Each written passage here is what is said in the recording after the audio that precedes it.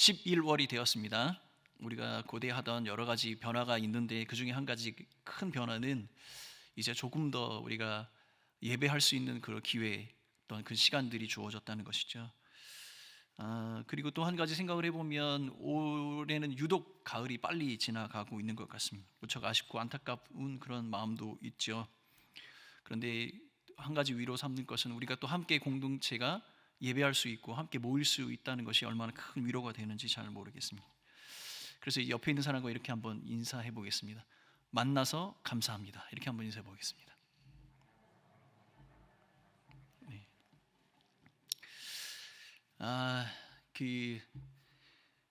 이제 조금 더 우리가 여유 있게 예배를 드릴 수 있는 그런 상황이 되었지만 아직도 방역의 상황이 여의치 않은 것을 종종 듣게 됩니다.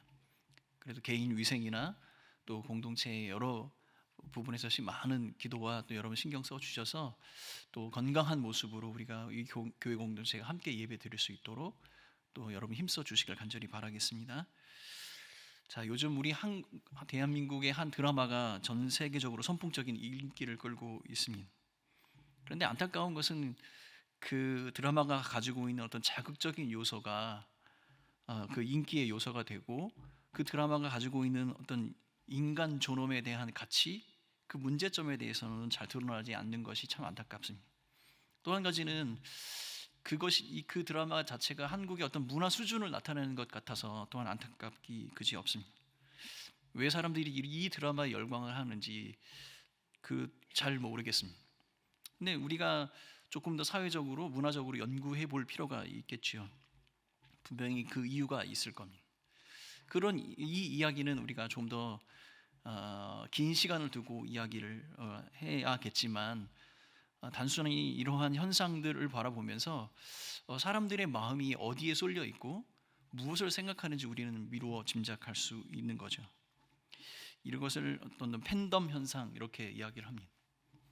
근데 여러분 우리가 지금 2021년을 살아가고 있지만 2021년에 이 드라마와 같은 그러한 문화, 그러한 드라마, 영화가 여러분의 인생 속에도 한 편 정도는 다 있지 않습니까? 저는 가을 하면 떠오르는 영화가 한 편 있습니다.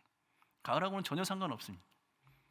여러분 저의 청소년 시절 80년대에 이 영화를 보지 않은 남자가 없습니다. 영웅 본색이라는 영화입니다. 굉장한 것을 기대하셨겠지만 이 영웅 본색은 홍콩 영화인데 지금 생각해 보면 이 영화도 상당히 그 영화적으로는 가치가 별로 없습니다. 굉장히 폭력적이기도 하고 왜 사람들이 그 영화를 그렇게 좋아했는지 잘 모르겠습니다.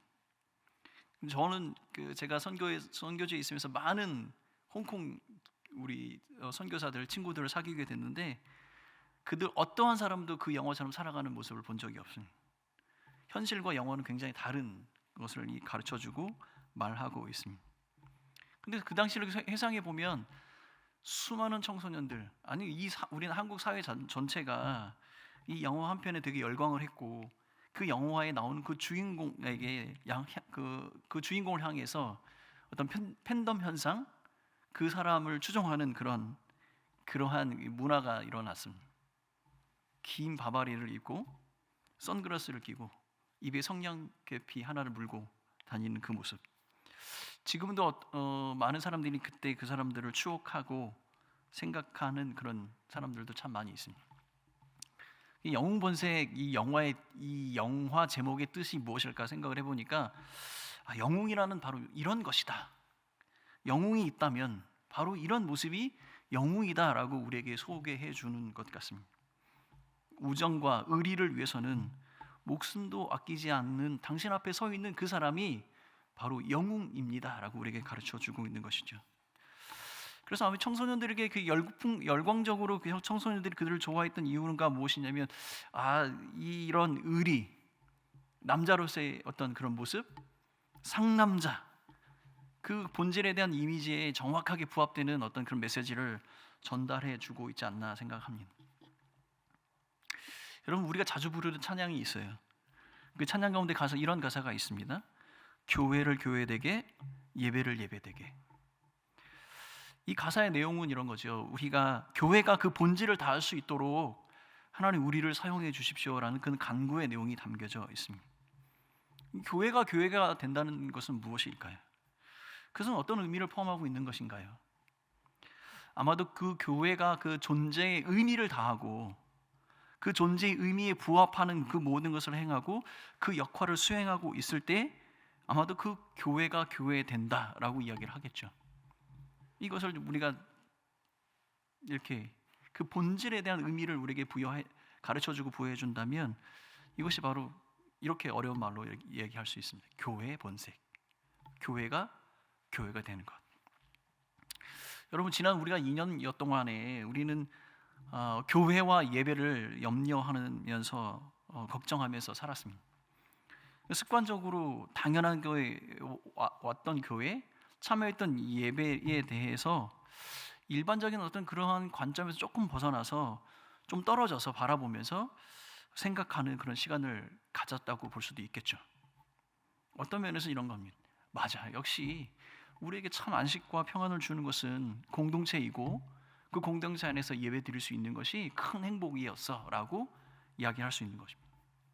그리고 다른 한편으로 생각해 보면 절대라는 것이 없는 이런 불확실한 이 시대 속에서 교회는 과연 어떤 역할을 하는 것이며 교회는 어떤 의미여야 하는가에 대해서 우리 스스로에게 질문을 할 수 있는 그런 시간들이었지 않았나 생각합니다.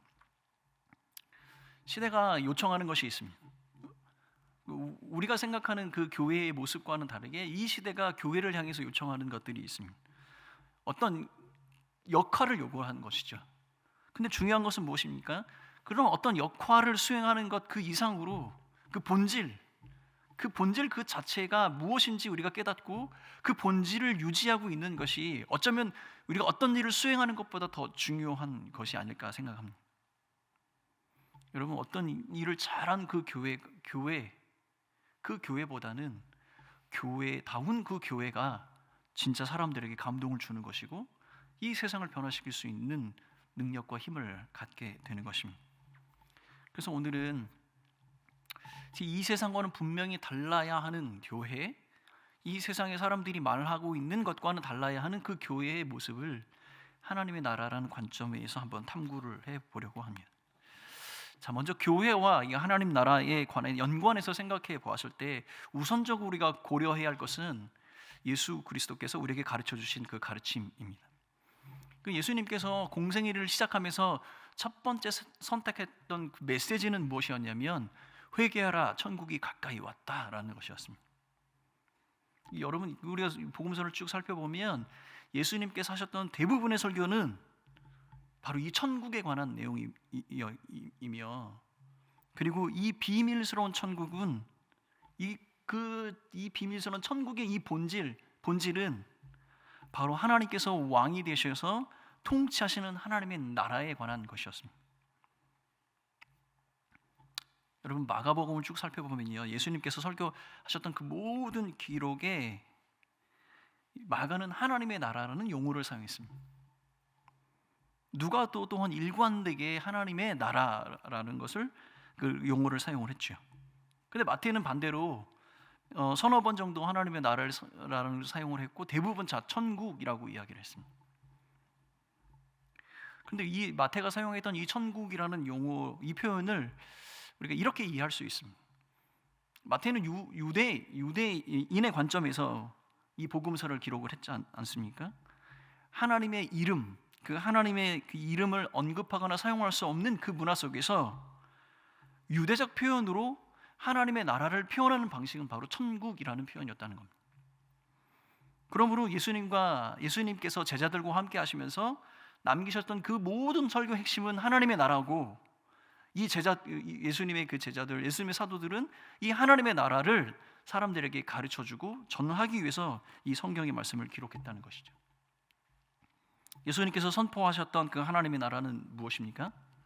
예수님께서 선포하셨던 하나님의 나라는 하나님께서 왕 되시며 그가 우리 이 세계를 통치하고 계시고 언젠가 실현될 그 영원한 구원에 관한 이야기, 이것이 바로 예수님께서 사람들에게 말하고 있는 하나님 나라에 관한 것이었습니다. 그러면 여러분, 이 예수님께서 우리에게 가르쳐 주셨던 이 하나님 나라, 이 하나님의 나라와 우리 교회의 본질, 이 본색과는 어떤 연관이 있는지 한번 생각해 보아야겠죠. 그래서 오늘은 제가 하나님께서 우리에게 가르쳐 주신 이 하나님의 나라와 우리가 교회가 교회됨과는 어떤 연관이 있는지 생각해 보려고 합니다. 첫 번째로 우리가 기억해야 할 것은 무엇이냐면, 교회는 이미 시작된 하나님의 나라이라는 것입니다. 자, 오늘 본문으로 돌아가 보면요, 예수님께서 제자들과 빌립보 가이사랴 지방에 이르게 됩니다. 그곳에서 제자들에게 질문을 하십니다. 너희는 나를 누구라 하느냐? 이 질문에 베드로가 예수님을 그리스도시며 살아계신 하나님의 아들이라고 고백을 합니다. 그래서 예수께서 그 대답에 대하여 이렇게 축복을 하고 계시는 것이죠.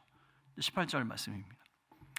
또 내가 네게 이르노니 너는 베드로라. 내가 이 반석 위에 내 교회를 세우리니 음부의 권세가 이기지 못하리라.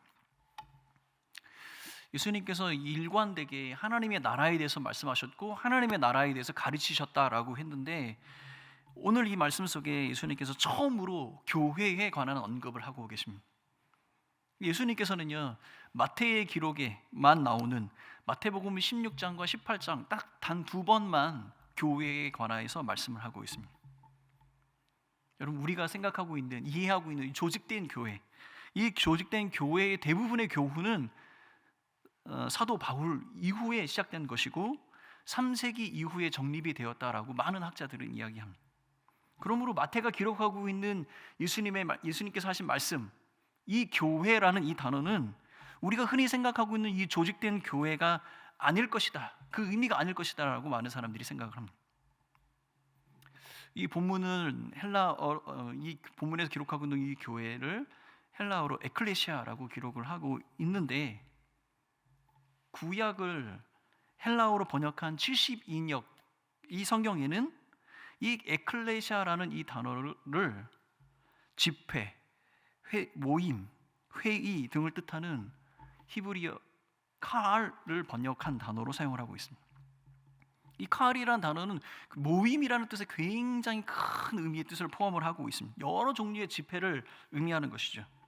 그러다가 이 단어가 점차 어떻게 발전이 되었냐면, 그 모임에 참여하는 사람들에 관한 이야기, 하나님의 백성, 성별된 무리를 나타내는 뜻으로 사용이 되어져 있습니다. 그래서 이 에클레시아라는 단어는 단순하게 어떤 그 모임의 조직, 제도, 그 예배, 그것을 나타내는 것이 아니라 정확하게는 그 모임에 오는 사람들에 관한 이야기, 그 모임에 부르심을 받아서 참여하는 사람들을 일컫는 말이 되는 것입니다. 이렇게 생각할 수 있습니다. 예수님께서 제자들에게 질문을 하셨습니다. 너희는 나를 누구라 하느냐? 베드로가 이렇게 대답합니다. 예수님, 당신은 메시아이십니다. 그리고 나서 예수님께서 뭐라고 말씀하시냐면, 이제 너의 그 고백 위에 나의 에클레시아를 세우겠다. 그 에클레시아는 곧 하나님의 교회입니다. 근데 하나님의 교회는 무엇이라고 말했습니까? 하나님께 그 부르심을 받은 백성들입니다. 예수님께서 너의 고백 위에 나의 백성들을 세우겠다, 이렇게 말씀하고 계신 겁니다. 이것은 이렇게 이야기됩니다. 본인이 메시아라고 하는 그 고백 위에 그 메시아의 통치를 받는 백성들이 세워질 것이라는 이야기를 말씀하고 계시는 것이죠. 어떤 형태나 모양을 갖는 그러한 교회가 아닌, 나의 통치를 받는 메시아의 통치를 받고 나의 부르심에 응답하고 나와 연합하는 그 백성들을 내가 세워가겠다, 이렇게 말씀하고 계시는 겁니다. 예수님은 오직 자기를 메시아라고 고백하고 따르는 모든 사람들을 자기의 백성으로 삼으시고 그것을 에클레시아, 교회로 세우신다라고 말씀하고 계신 겁니다. 그러면 이 말씀을 어떻게 우리가 이해해야 하냐면, 예수님께서 말씀하고 계신 하나님의 나라와 이 교회는 이 두 개의 개념은 완전히 구별된 것이 아니라는 것입니다. 예수님께서는 그 스스로가 그리스도이시고 메시아가 되셔서 그의 나라를 시작하시며 그 나라 안에 그의 백성들을 세우시고 부르시고 함께 하신다. 이것이 지금 이 본문에서 예수님께서 말씀하고 계시는 겁니다. 예수님께서 메시아로 오셔서 제자들에게 가르치셨던 그 하나님의 나라는, 그가 세우신 그 나라는, 그가 부르신 그의 백성들을 세우며 그 백성들을 통하여 그 나라가 이루어진다라고 우리에게 가르쳐주고 있는 겁니다. 예수를 메시아로 믿고 따르는 부르심을 받은 사람들을 통하여 이 땅에 교회가 되고 그것이 바로 하나님의 나라가 된다라고 이야기하는 겁니다. 그러므로 이 땅에 세워진 교회는 이미 시작된 하나님의 나라라는 것이죠.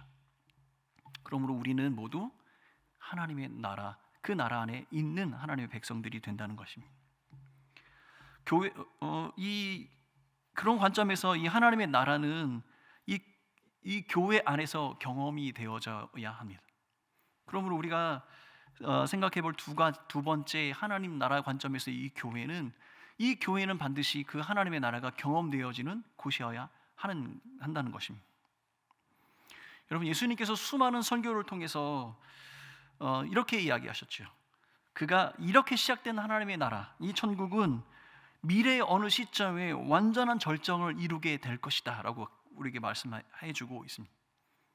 여러분, 이 포인트는요, 예수님께서 회개하라 천국이 가까이 왔느니라 라고 말씀하셨던 그 복음의 시작이 마치 세례 요한이 말한 것을 반복하는 것 같이 보이지만, 예수님께서 말씀하시고 있는 이 중요한 특징 중에 하나가 무엇이냐면, 이것은 시작에 불과하며 어느 순간, 어느 미래의 어느 시점에 그것이 완전한 절정에 이르게 될 것이라는 메시지를 담고 있는 겁니다. 여러분, 마가복음 1장 15절 말씀입니다. 이거 우리가 좀 전에 말씀드렸던 그 말씀의 병행 구절이라고 할 수 있는 말씀인데요. 마가복음 1장 15절은 이렇게 이야기합니다. 이르시되 때가 찼고 하나님의 나라가 가까이 왔으니 회개하고 복음을 믿으라 하시더라. 여러분, 때가 찼고라는 그 의미는 무엇입니까? 때가 찼고라는 이 말은 어떤 완성의 단계를 이루는 것입니다. 최종의 단계에 이른 그 어떤 것을 얘기할 때 때가 찼다라고 이야기합니다. 그런데 가까이 왔다라는 이 말은요, 이 때가 찼다라는 이 말과는 약간 모순되는 말입니다. 가까이 왔다는 것은 이미 왔거나 이미 현존하고 있다는 의미가 아니죠. 이 모순된 두 가지 표현이 동시에 사용이 되고 있다는 거예요. 이거 우리가 어떻게 해석할 수 있죠? 저는 이렇게 생각을 합니다. 이 거대한 예수님께서 말씀하신 언젠가 이루어질 미래의 그 절정의 그 순간이 그 순간을 향해서 출발하는 그 출발점이 이미 준비되었고 문이 열렸으며 이제 그 완전한 절정을 향해서 나아갈 모든 조건이 완전히 준비되었다. 이렇게 해석할 수 있다고 저는 생각합니다. 예수 그리스도께서 이 땅에 오심으로 말미암아, 그가 그리스도가 되심으로 말미암아 이미 우리에게 약속된 완전한 구원, 하나님의 나라의 그 미래를 향하여서 출발할 준비가 완벽하게 되었다는 사실을 이 말씀은 우리에게 가르쳐주고 있는 겁니다. 누가복음 17장에 보면 바리새인들이 예수님께 나와서 질문을 합니다. 하나님의 나라가 어느 때 임합니까? 예수님께서 이렇게 대답하십니다. 하나님의 나라는 볼 수 있게 임하는 것이 아니라 이미 너희 안에 하나님의 나라가 임하였다. 이렇게 말씀합니다. 여러분, 예수님께서 하나님의 나라에 관해서 이야기하실 때는 장차 이 땅에 나타날 완전한 빅 이벤트, 그 이벤트를 이야기하시면서 그 이벤트에 관한 이야기로 끝나는 것이 아니라 그 장차 이루어질 그 하나님의 실제적인 어떤 현재의 모습, 그것이 지금 이 안에 있다, 너희 안에 있다라고 지금 말씀하고 있다는 이야기입니다. 이 말은요, 미래에 속한 어떤 장엄하고 찬란한 하나님의 나라가 실질적인 실체로 성도들의 삶 가운데 드러나 있다는 것을 말씀해주고 있다는 겁니다. 그래서 성경은 이렇게 얘기하죠. 천국에 대해서 이렇게 얘기합니다. 미래가 현재에 침투하는 것이고 하나님의 최종적이고 절정에 달하는 그 사역들, 완전한 구원이 이 세상의 현재 시간 안으로 밀려 들어오고 있다. 예수님께서 말씀하신 그 하나님의 나라에 관한 사건은 미래의 어느 시점에 뻥 하고 나타나는 것이 아니라 이미 우리 안에 시작되어지고 그 시작된 것들이 어느 시점에 갔을 때 완전한 것으로 우리에게 다가온다는 것, 이것을 우리에게 말씀하고 있다는 이야기입니다. 마태복음 9장을 살펴보면요, 더 이것을 우리가 쉽게 이해할 수가 있겠는데, 마태복음 9장에 살펴보면 세례 요한의 제자들이 예수님께 나오는 장면이 있습니다. 이 세례 요한의 제자들이 이렇게 이야기하죠. 당신의 제자들이 우리의 삶과는 다른 모습대로 살아갑니다. 우리는 금식하며 기도하고 있는데 왜 당신의 제자들은 그렇게 하지 않습니까?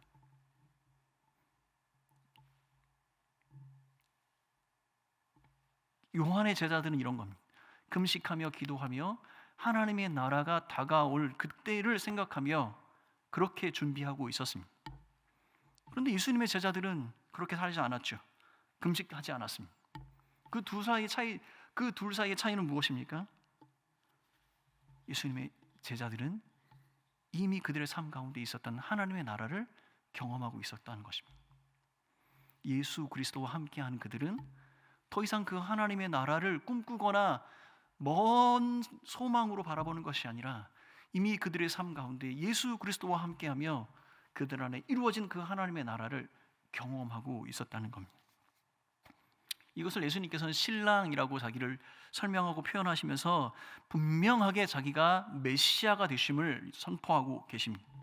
그리고 그 메시아와 함께한 모든 자가 이미 그 하나님의 나라를 경험하는 자인 것을 가르쳐주고 있는 것이죠. 예수 그리스도로 말미암아 이미 시작된 그 하나님의 나라가 이미 우리 안에 존재하고 있음을 예수님께서 말씀하고 계시는 겁니다. 여러분, 교회가 이미 하나님의 나라라고 이야기했다면, 우리가 교회 안에 있다면 그 하나님의 나라는 우리의 것이 되는 것이고, 우리는 날마다 그 교회 안에서 이 하나님의 나라를 경험하며 살아가야 한다는 말이 되는 것입니다. 여러분, 지난 가을이 시작될 무렵에 저는 저희 아내하고 시간을 내서 잠깐 이렇게 야외로 나가서 그 바람을 쐬러 나갔습니다. 근데 희한한 것 하나 발견했어요. 여러분, 요새 유행하는 것이 뭔지 아십니까? 어디를 가나 경치 좋은 곳에는 꼭 하나씩 있는 것이 있어요. 그게 뭔지 아십니까? 베이커리 카페라는 겁니다. 빵 공장입니다. 빵 공장. 그리고 저희 아내한테 제가 그랬어요. 우리가 언제부터 이렇게 빵을 좋아했고 이 산골짜기마다 이게 빵을 만들어서 빵을 여기까지 먹으러 다니는지 잘 모르겠다. 여러분, 가는 곳마다 똑같아요. 여러분, 비슷해요. 이 유사품에는요, 여러분, 감동도 없고 특색도 없는 겁니다. 여러분, 교회는 교회가 할 수 있는 일을 해야 하는 것이고, 교회는 교회만이 해야 하는 그 일을 할 때 그 교회는 우리에게 감동을 주는 것이죠. 우리는 어떤 영업 이익을 남기기 위한 그런 조직도 아니고 사업체도 아니고 어떤 친목이나 취미를 생활하는 그런 동호회도 아니며 교훈이나 어떤 상담을 하는 교습소나 상담실도 아니죠. 교회는 이미 시작된 하나님의 나라입니다. 그러므로 우리는 모일 때마다 그 하나님의 나라를 선포하고 그 하나님의 나라에서 누릴 수 있는 그 축복을 기억하며 그것을 기뻐하고 그것을 찬양하고 경배해야 하는 것입니다. 하나님 나라에서 누릴 수 있는 축복은 무엇입니까? 예수가 그리스도가 되신다는 사실이고, 그가 우리의 죄와 죽음을 모두 해결할 수 있는 유일한 방법이 되신다는 것이죠. 또한 우리에게 주신 축복은 그로 말미암아 우리는 하나님의 자녀가 되고 그의 백성이 된다는 사실입니다. 그러므로 날마다 우리는 이 복음을 선포하고 이 복음 안에서 변화된 삶을 살기 위해 격려하고 세워나가는 것, 그것이 바로 교회가 하나님의 나라를 경험하는 그것이 아닐까 생각이 됩니다. 우리는 예수 그리스도로 그의 백성이 되며 그의 나라에 들어갈 수 있게 되는 겁니다. 여러분, 이 복음 앞에는 누구도 평등하며 누구도 예외일 수가 없는 것이죠. 그래서 우리 영화부부터 장년에 이르기까지, 노년에 이르기까지 이 선포된 복음으로 말미암아 우리는 감격하며 이 선포된 복음으로 말미암아 은혜를 고백하고 순종과 거룩한 삶을 선택해 나아가며 하나님의 나라의 공동체를 가야 하는 것이죠. 교회는 이 복음으로 말미암아 예수가 그리스도가 되신다는 이 복음으로 말미암아 하나님 나라의 그 현재성을 누릴 수 있게 되는 것입니다. 그런 의미에서 세 번째와 연관해서 생각해 볼 것이 있는데, 교회는 하나님의 나라를 전하고 가르쳐야 합니다. 여러분, 예수님의 하나님의 나라에 대한 가르침은 아주 분명하게 종말론적인 결론을 가지고 있습니다. 때가 되면, 하나님이 예비하신 그때가 되면, 하나님이 준비하신 그때가 되면 이 하나님의 나라가 완전하게 이 땅에 이루어진다. 이 땅에 도래할 미래적인 사건을 분명하게 이야기를 하고 있습니다. 마가복음 9장 1절 말씀입니다.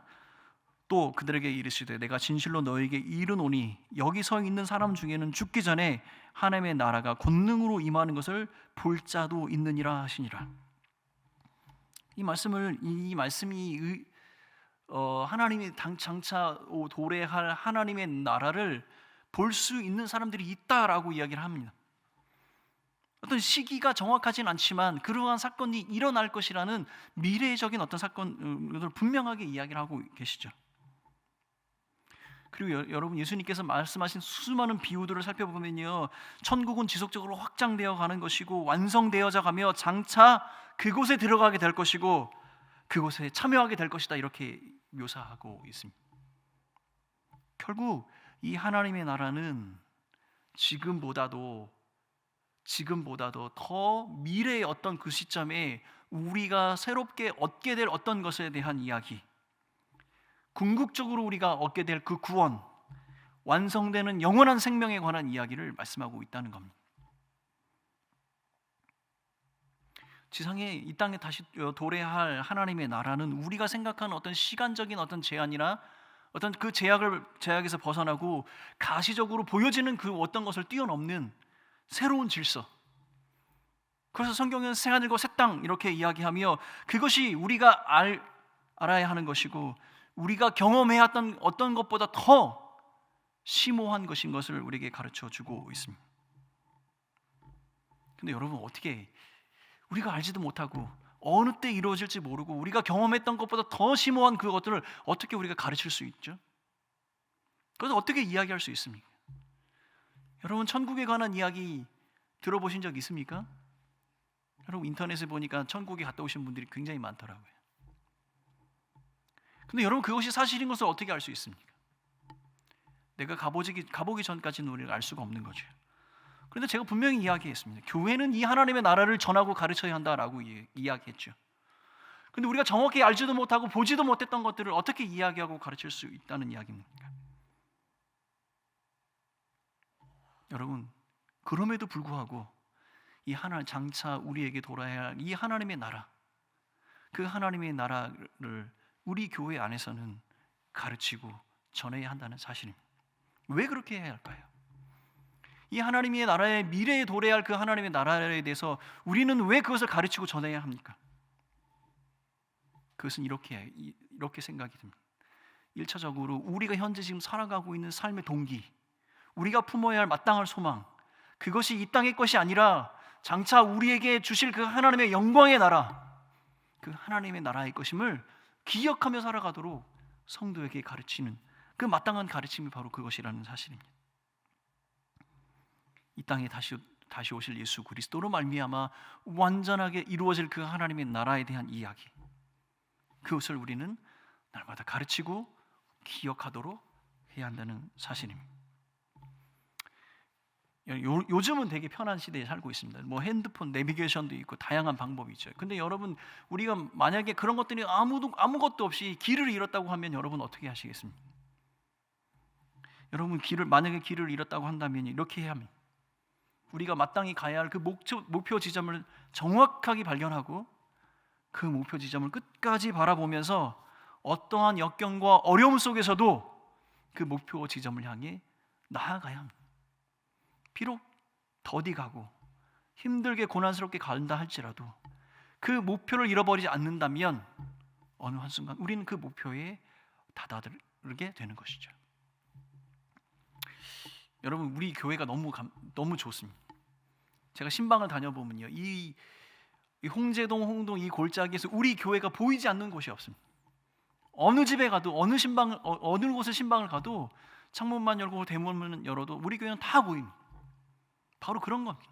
우리가 알지 못하고 경험하지 못했던 것, 우리가 알고 있고 경험했던 것보다 더 심오하고 더 찬란하고 더 확실한 그 하나님의 나라를 우리가 왜 가르치고 전해야 하냐면, 우리 이 고단한 인생길에서 우리가 방향을 잡지 못할 때, 어떻게 해야 할지 모르는 그 순간에도 우리가 바라보아야 할, 우리에게 다시 오실 그 예수 그리스도, 그로 말미암아 이 땅에 임할 그 하나님의 나라를 향하여 믿음의 발걸음을 옮겨야 하는 것이기 때문입니다.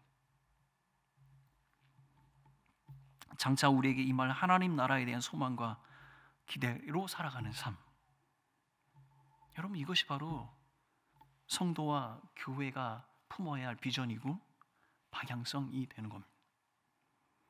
이것은 여러분 단순한 미래에 대한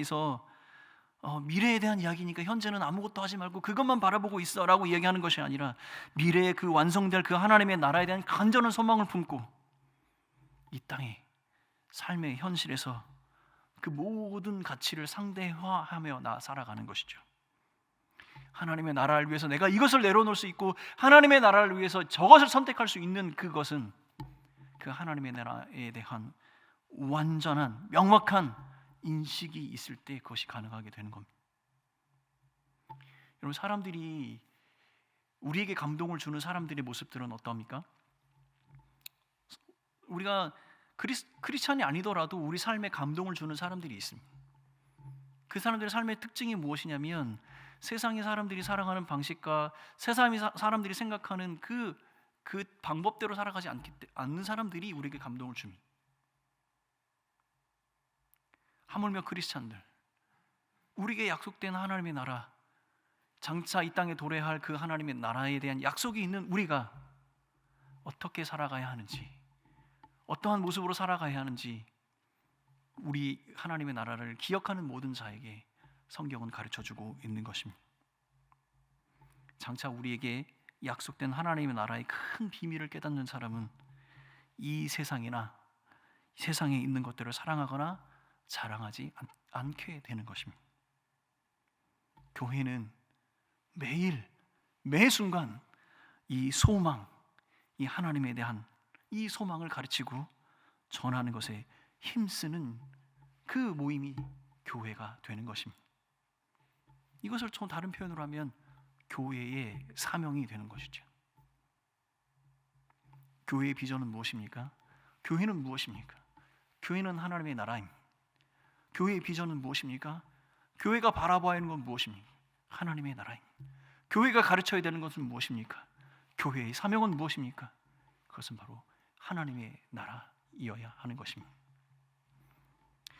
저는 이 교회에서 목회 사역을 하기 전에 15년 동안 대학생들을 섬기는 사역을 했습니다. 선교지와 한국에서 15년 동안 이 일들을 하면서 한 10년쯤 되면서 내 마음속에 큰 고민거리가 하나 생겼습니다.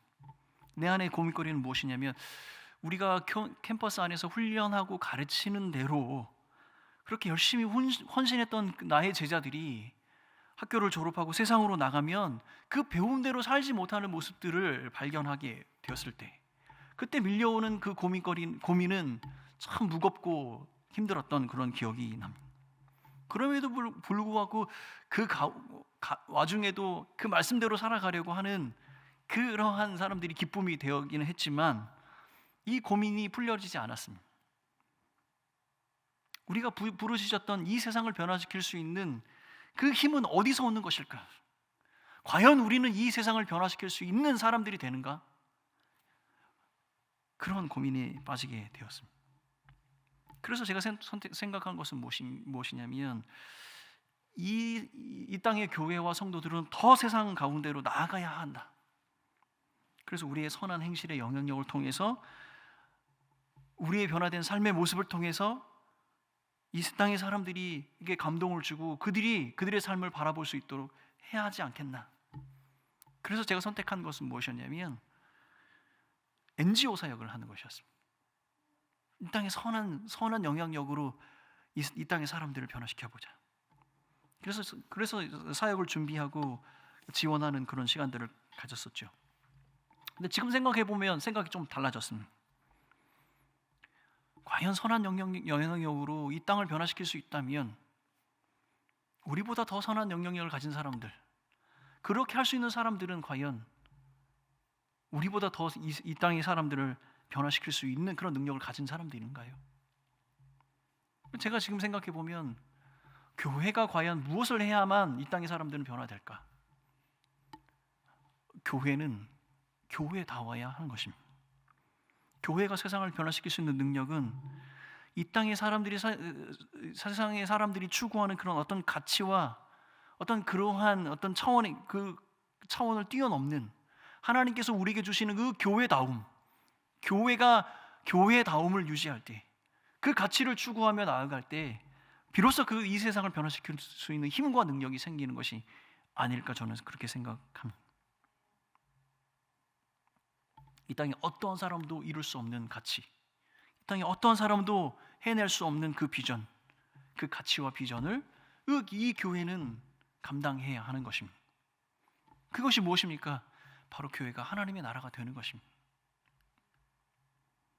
여러분, 교회가 세상의 유일한 소망이 될 수밖에 없는 이유는 교회가 하나님의 나라이기 때문입니다.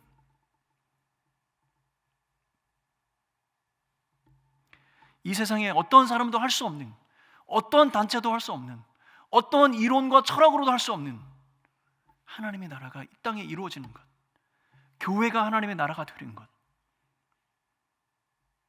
그것이 우리의 사명이고 우리 비전이 되어야 하겠습니다. 세상에 어떤 사람도 흉내낼 수 없는 그 가치, 그 비전, 그것이 교회의 부르심이고 그것이 바로 교회가 마땅히 감당해야 할 사명이 아닐까 생각합니다. 여러분, 코로나 시대를 지나면서 우리는 우리의 최대 관심사는 무엇입니까? 이 예배당 안에서 무엇을 할 수 있는가? 이 예배당 안에서 무엇을 할 수 없을까? 그것이 우리의 최대 관심사 아닙니까? 예배당 안에서 예배는 드릴 수 있는가? 모일 수 있는가? 기도회는 할 수 있을까? 성가대는 할 수 있는 건가? 성경 공부는, 이 모임들은 우리가 할 수 있는 것일까? 그런데 여러분, 하나님의 나라는 이 교회당 예배당 안에 갇혀 있는 것이 아니죠. 우리가 하나님의 나라가 된다는 것, 교회가 하나님의 나라가 된다는 것은 하나님의 나라의 관점으로 이 땅의 사람들을 섬기고 이 땅의 사람들에게 나아가야 한다는 사실입니다. 사랑하는 성도 여러분, 우리가 교회가 교회 된다는 이야기는 예배당 안에서 무엇을 할 수 있어서 교회가 되는 것이 아니라 이 땅의 사람들이 할 수 없는 하나님의 나라됨을 이 땅 가운데 이루어낼 때 그것이 바로 교회가 교회 된다는 말입니다. 사랑하는 성도 여러분, 우리 코로나 시대를 지나며 우리 교회가 반드시 해야 할 그 사명은 무엇인지 깊이 생각하며 살아가는 성도들이 되시길 예수님의 이름으로 축원합니다. 교회가 된다는 것, 우리가 하나님의 나라가 되고 하나님의 나라가 이 땅에 이루어지는 그 비전으로 살아가는 홍성의 교우들이 되시길 예수님의 이름으로 축원합니다. 우리를 통하여 오늘 하루도 하나님의 나라가 하루 더 가까이 다가왔음을 기억하고 성도의 삶을 충실하게 살아가는 믿음의 사람들이 되시기를 간절히 축원합니다. 하나님의 나라의 이 비전과 가치를 잃어버린 교회는 이 세상의 어떠한 사람들과 어떠한 단체들과 다른 게 무엇이겠습니까? 사랑하는 성도 여러분, 다시 오실 예수 그리스도, 그가 이 땅에 오셔서 완성될 그 하나님의 나라를 꿈꾸며 믿음으로 하나님 앞에 나아가 온 교회 공동체가 한 마음으로 교회가 교회됨을 힘쓰는 교회 공동체 성도들이 되시길 다시 한번 예수님을 축원합니다.